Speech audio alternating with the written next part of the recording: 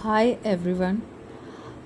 आज कलाम की बात में हम आपको सुनाने जा रहे हैं बाइबल मुक़द्दस से मसाया की तालीमात की कुछ खूबसूरत बातें और तमसीलात।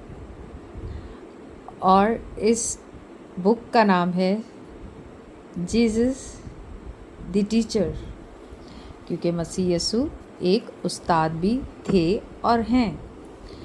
और ये जो स्टोरी बुक मेरे सामने रखी है, इसमें हम देखते हैं कि ये बता रही है कि जो बाइबल है वो हमें बताती है कि खुदावंद खुदा ने किस तरीके से अपने बेटे को यानी जीसस यीशु मसीह यशवा दी मसाया को इस दुनिया में भेजा, ताकि हम ये जानें कि खुदावंद कैसा है और हम कैसे खुदावंद की बादशाही से ताल्लुक़ रख सकते हैं, बिलोंग कर सकते हैं।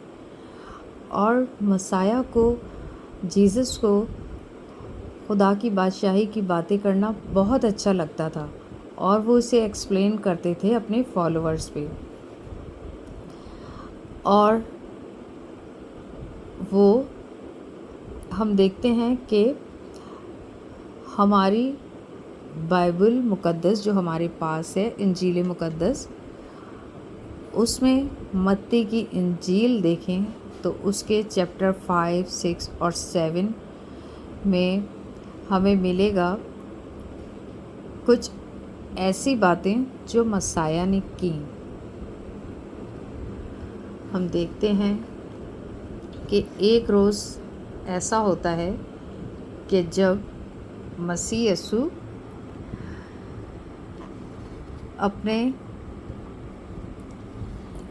जो फॉलोअर्स हैं उनके साथ वॉक कर रहे होते हैं हिल्स पे, यानी पहाड़ियों से वो जा रहे होते हैं अपने दोस्तों के साथ, अपने फॉलोअर्स के साथ। तो मसीह यीशु कहते हैं कि मेरी बात को गौर से सुनो, मेरे पास तुमसे कहने को कुछ बहुत ज़रूरी ख़ास बातें हैं और जिसको तुम्हें याद रखना बहुत ज़रूरी है। जब मैं तुम्हारे साथ नहीं होऊंगा तुम्हें वो बातें याद आएंगी। तो मसीह यीशु ने कहा कि ये सोचना अच्छा नहीं कि जो खुदा की बादशाही इस दुनिया की तरह है। खुदा की बादशाही इस दुनिया की तरह नहीं है, बल्कि खुदा की बादशाही जो है इस दुनिया से बहुत मुख्तलिफ है।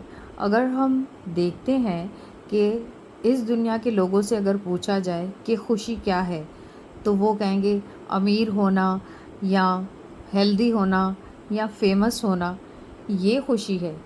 बल्कि खुदावंद कहते हैं कि मैं तुमसे सच कहता हूँ कि जो खुशी है, हैप्पीनेस है, वो खुदावंद की बादशाही में है, क्योंकि वो हर एक के लिए है और वो उसमें कोई जो है छोटे बड़े अमीर गरीब की बात नहीं, बल्कि चाहे कोई गरीब हो, चाहे कोई अमीर हो, चाहे कोई बीमार हो, चाहे लोग, बहुत से ऐसे लोग होते हैं वो इम्पोर्टेंस नहीं दे रहे होते बहुत से लोगों को, चाहे कोई अनइम्पॉर्टेंट हो। और जो सीक्रेट है, जो राज है हकीकी खुशी का, वो है खुदावंद से मोहब्बत और खुदावंद के हुक्म पर अमल करना। तो बिल्कुल ऐसा ही है।